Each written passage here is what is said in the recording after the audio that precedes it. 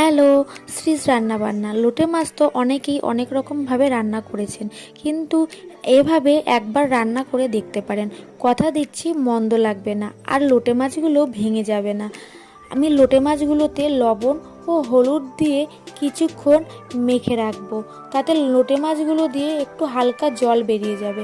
এরপর আমি কড়াতে তেল গরম করে তাতে আলু কুচি কুচি করে কেটে রাখা সেগুলো দিয়ে একটু সামান্য লবণ দিয়ে ভাজবো।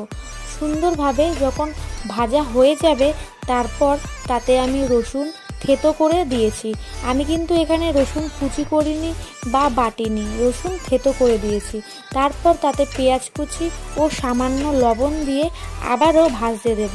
এরপর আমি হলুদ ও লঙ্কার গুঁড়ো দিয়ে দিলাম। তারপর আমি এটাকে সুন্দরভাবে নাড়াচাড়া করে ভেজে নেব। নাড়াচাড়া করে নিচ্ছি। এবার ভাজা হয়ে গেলে একটু স্বাদের জন্য আমি দুটো কাঁচা লঙ্কা চিড়ে তাতে দিয়ে দেব। আবার একটু নাড়াচাড়া করে এবার লবণ হলুদ দিয়ে মেখে রাখা মাছগুলো দিয়ে দেব।